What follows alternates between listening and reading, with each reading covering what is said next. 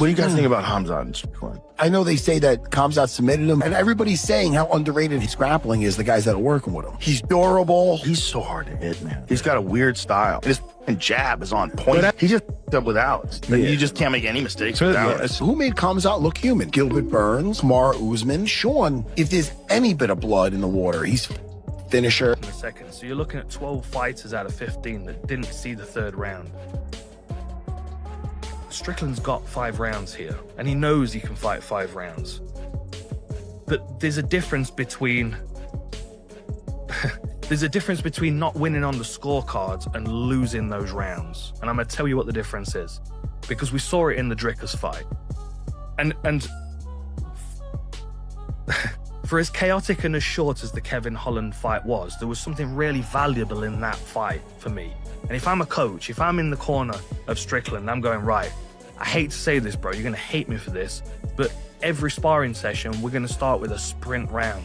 Your first round is gonna be chaos. I'm gonna throw people at you. We're gonna switch fresh partners in. Happen here. Again, Chimaev, very strong, very active, very fast. We know he's got the cardio now to go 5 rounds, so I just don't see it boding very well. I think the overall thing here is I just think Chimaev is like a freak athlete. He's too big, too strong, will get it done. I know height and reach-wise, he's not that much bigger. I mean, they're pretty much the same size, but it's just I think Chimaev's going to be a lot stronger, despite the fact that he did used to fight at 170, but so does Strickland. And I know Strickland's been more of a mainstay in the weight class, but I think Chimaev's just going to be too big, too strong. But I think Strickland will do better than DDP. I do. I think styles make fights. I think just because he beat him there, that's something that could happen. But yeah, I certainly think that that this is a fight that Chimaev will win, and I don't think I'm saying anything crazy here. And that's the way I'm going in this fight. So I guess I should say I think most people are going to be picking Chimaev here. It's very weird. Right? It fucks you up, and he's really good at moving back away from he's shots circling and out while countering. the hands are in your face. Yeah, too. it's weird. He also throws like looping shots on purpose sometimes. Like you would think it's bad technique, but he's like finding a way around your guard. Yeah, and he's catching you with weird stuff. And his fucking jab is on point. That fluffy fight. Seen opponents have never seen a third round. This statistic highlights why the second round often becomes the blood in the water zone for the Wolf. Once Chimaev senses even the slightest weakness, fatigue, or defensive lapse, his pace and aggression intensify dramatically. He transitions seamlessly from control to finishing sequences, mixing heavy ground and pound with submission threats. Our expert examines the terrifying efficiency of this approach. Chimaev doesn't just win positions, he hunts finishes with a predator's instinct. For Sean Strickland, surviving the first round is only step 1. The real danger comes when Chimaev smells Sean Strickland, not at the White House card, but he's got a title fight against Khamzat Chimaev. How does that thing play out? I think Khamzat wins by dominant takedowns. Khamzat tries to stand with Strickland. I think Strickland picks him apart on his feet, but I don't think it's going to be like that. Everybody watched his last match, the way Khamzat wrestled or fought. He wrestled really, really well. He's aggressive, you know. I want to say world champion, but Olympic champion style of wrestling, where it's just like Khabib, just on you like a wet paper bag, or just on you, on top of you nonstop, where you can't get away from him. And this kind of goes back to when I fought Randy Couture. It felt like I had an oak table on top of me and I could not get away at all. And that's how Khabib fights. That's how Chimaev fights. And that's just aggression. That's how I used to fight. We did the same thing. Guys could not get away from me. And once I dragged him to the ground, I was like, I was done. Ability and shifts into finish mode. All right. Strickland's legendary gas tank will be tested here. He must stay composed, avoid giving up clean positions, and prevent Chimaev from building momentum. If he can weather the second round storm, his durability and late round boxing could flip the script. The finisher's ratio makes it clear. Against Chimaev, any crack in the armor can end the night quickly. Olympic-style aggression. The wet paper bag pressure. We compare Chimaev's wrestling to the greats like Randy Couture and Khabib, exploring the mental toll of having an opponent who simply refuses to let you stand back up. Khamzat Chimaev brings an Olympic-level aggression to his wrestling that reminds analysts of legends like Randy Couture and Khabib Nurmagomedov. His pressure is often described as a wet paper bag. It feels suffocating and inescapable, slowly draining energy and hope. Once he takes you down, Strickland had just a terrible game plan in that fight, trying to strike with a former glory kickboxer champion. So don't know if that'll happen either. So that's another reason why I'm leaning submission. Chimaev has gone the distance in 3 of his last 5 fights. Let's not forget about that. As great as he looked in that last fight, that was also a decision. He did finish Whitaker, but Usman was a decision. Holland's been submitted a handful of times, and he also went the distance with Burns. So yeah, 3 of his last 5, he has gone the distance. Strickland, I don't think will submit him, and he likely won't knock him out. Strickland did get a TKO win in his last fight, but that's not really typical for Strickland. He himself, if you look at his last 5 fights, only got 1 finish there. If you want to go in his last 6, he's only got 2 finishes in his last 6 fights. That's not a good ratio for him to finish Chimaev. So, like, I don't really see, like, you're almost banking on a Strickland decision if he was to win, and I just don't know if that's going to happen here. Again, Chimaev, very strong, very active, very fast. We know he's got the cardio now to go 5 rounds, so I just don't see it boding very well. Refuses to let you stand, constantly improving position, threatening submissions, and landing heavy shots. Our comparison explores the mental toll this style exacts. Fighters report feeling psychologically broken because there is no respite, no moment to reset or breathe. The constant threat of being controlled turns every scramble into an exhausting war. For Strickland, the challenge is breaking this cycle. He must use his experience and scrambles to create space and return to his feet where his boxing shines. Chimaev's aggression mirrors the greats who dominated through relentless top control and pace.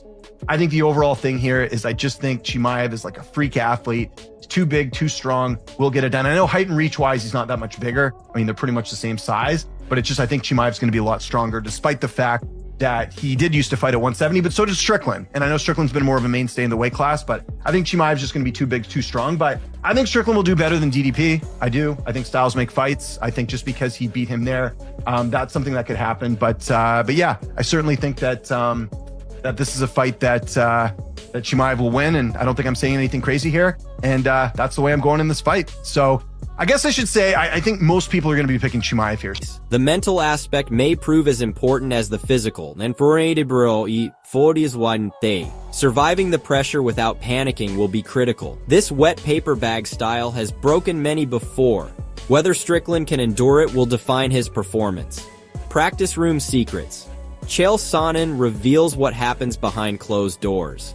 We dive into the Plan A mentality of elite fighters and why Strickland's reputation in the gym as someone who is impossible to hold down might be the key to this fight. Chael Sonnen has shared intriguing practice room secrets about what truly happens behind closed doors at elite levels. We've got a very, very tough, durable 37-fight veteran that has already had the middleweight championship, taking on a younger, not by much though, but a younger, exciting, I mean, you can't call him a prospect anymore because he's the middleweight champion, but there's still certainly a lot of excitement around potential testing of Chimaev. Whereas, you know, you kind of look at Strickland, you're like, well, we've seen Strickland tested in a lot of different ways. This might be a new type of test for him. I don't know as we've seen him face anyone that's got this level of wrestling. I don't know as there are many people in the sport that have got this level of wrestling, if I'm honest. But what I do think is interesting about this is that obviously these guys, they're familiar with each other, obviously at a distance as competitors. They're familiar with each other reputationally, which feeds in a lot to these fights because, you know, you build a conception of the person that you're going to fight, and that's based on all of the stuff that you hear and see and your first expressions when you see a particular person fight. You get a He thinks emphasizes the Plan A mentality. Top fighters commit fully to their primary strategy and refuse to deviate even under pressure. In this context, Sean Strickland's gym reputation as someone who is nearly impossible to hold down could become the decisive factor. His scrambling ability, hip escapes, and relentless work to stand have earned respect from training partners. Our expert dives into how these private sessions translate to the octagon, while Chimaev excels at imposing his wrestling. Khamzat Chimaev comes out fully expecting to be able to dominate everybody in front of him. He's got this impenetrable belief that we see from very few fighters that it's just like, I can do this. Like what, like even said it to DC, like, and I think it was around the Usman fight. Like DC was like, what, are you just going to come out and like wrestle him? I mean, he's former welterweight champ and, you know, X amount of qualifications wrestling, whatever. And Chimaev's response to DC was like, what else am I going to do, brother? Like, this is what I do. his concept of fighting is complete domination from the get-go. And this works really well for a lot of people. Like, when they first get hit with that 100-mile-an-hour strength and speed and confidence, as well as the skills to back it up, they find themselves crammed into the corner up against the fence with their arm bound, and they're taking 124 punches without really landing anything, or they're taking 68 punches without landing anything, or even in the case of Gerald Meerschaert, which is even more impressive for me, no takedowns, nothing. Strickland's proven difficulty to control on the mat could frustrate those plans. Sonnen's insights reveal that gym warriors who refuse to stay down often carry that resilience into fights. For Strickland, turning his practice room toughness into fight night reality will be essential. If he can consistently break Chimaev's control and return to striking range, his plan A of boxing could take over. These hidden details often separate good fighters from great ones when the lights come on. 197 words. The 25-minute gamble. Can Chimaev's cardio hold up in deep water? While the Wolf is known for fast finishes, we examine his recent decisions and ask what happens if Strickland drags him into the 4th and 5th rounds of a tactical war. Sean Strickland has boldly predicted a full 25-minute war, turning this matchup into a high-stakes cardio gamble. And he's really good at moving back away. He starts putting pressure on you, while the hands are constantly in your face, touching you, controlling distance. Yeah, it's relentless in a way that doesn't look dramatic, but adds up. It's weird. He also throws like looping shots on purpose sometimes. Like you would think it's bad technique, but he's like finding a way around your guard. Yeah, and he's catching you with weird stuff. And his fucking jab is on point. But That fluffy fight. Were you calling that? Gamble for Khamzat Chimaev. While the Wolf, Izborg Gensh is that famous for lightning fast finishes, his recent fights have shown an ability to go the distance when needed. Our expert examines whether Chimaev's improved conditioning can withstand being dragged into deep waters by Strickland's high fight IQ and pace management. If the fight reaches the championship rounds, fatigue could become a major factor. Strickland's legendary gas tank and ability to maintain output late in fights give him a clear path if he survives the early storm. Chimaev has addressed Hear the thud in his jab when Fluffy was blocking him, and it was hard. He it was mixing heavy. his kicks in there well. He's gonna have to watch that. And he though, when it wasn't comes out. getting hit, man. The thing about him, if you watch him when he's on point, he's so fucking hard to hit. He just fucked up with Alex. cardio concerns in training, but a tactical, grinding war against a durable veteran is uncharted territory. The gamble is real. Chimaev must impose dominance early without gassing, while Strickland aims to turn the bout into a test of endurance. Recent performances suggest both men have the tools for 5 rounds, but the fighter who manages energy better in the later stages will likely emerge victorious in this 25-minute chess match. Styles make fights. Why Strickland might do better than DDP. Analysts argue that despite previous losses, Strickland's specific defensive structure makes him a much harder puzzle for Chimaev to solve than a traditional brawler. Styles make fights, and many analysts believe Sean Strickland's unorthodox defensive structure could give him a better chance against Khamzat Chimaev than more traditional brawlers like Dricus du Plessis. While Strickland It's a tough fight for Strickland, I'm not going to lie, but he is tough to take down. He's tough to hold down. He does have a ground game, and he's going to talk some shit. And I've heard there's a bunch of Chechens hunting Sean Strickland down in Las Vegas, and he's got to be careful. And I heard Sean like, hey, man, I've got guns. I got guns. You can come to my house, man. Here's the thing, guys. If they come to my house, I got the guns. I'm almost certain Strickland's gonna have a gun with him wherever he is in Vegas, and good luck. Yeah. has suffered losses, his awkward jab, elite distance management, and ability to disrupt rhythm create unique problems for wrestlers. Chimaev thrives against aggressive forward pressure, but Strickland's style is less predictable and harder to chain wrestle against. Our experts argue that this specific matchup dynamic favors Strickland more than it did previous opponents. His defense neutralizes clean entries and allows him to counter effectively when opponents overcommit. Unlike pure brawlers who walk into grappling exchanges, Strickland uses angles and timing to stay elusive. If he can avoid prolonged ground control, his boxing could accumulate damage over time. The stylistic puzzle makes this fight far more competitive than surface-level analysis suggests. Chimaev remains the favorite for many.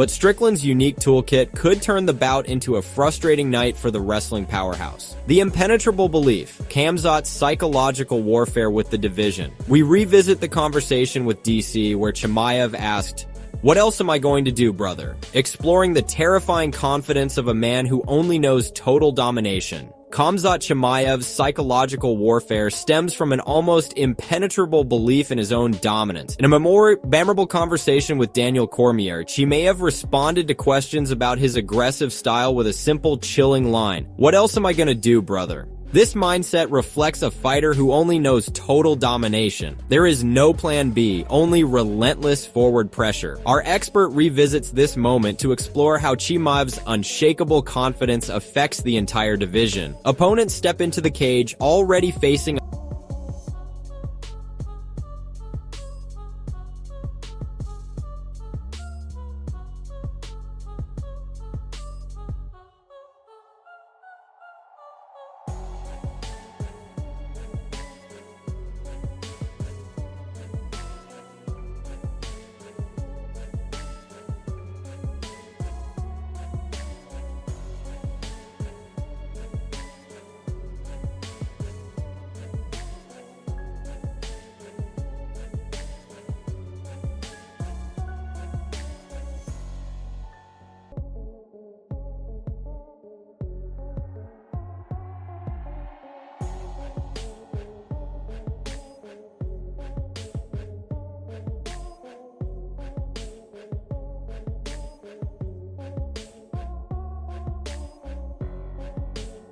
a mental battle against a man who expects to break them physically and psychologically. This belief translates into fights where Chimaev imposes his will from the opening bell. For Strickland, overcoming this aura will be critical. He must match the intensity without getting overwhelmed by the sheer conviction Chimaev brings. The psychological edge is real and terrifying. It turns good fighters hesitant and hesitant fighters broken.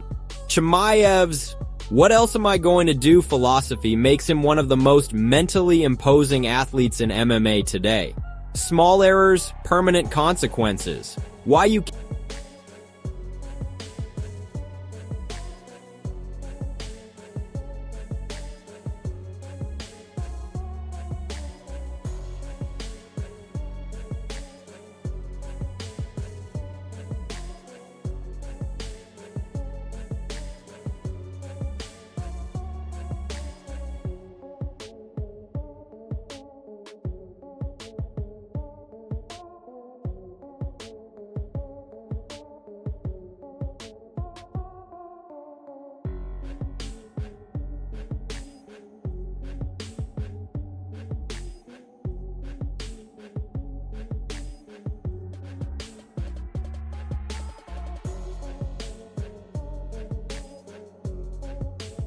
can't make mistakes against Pereira or Chimaev.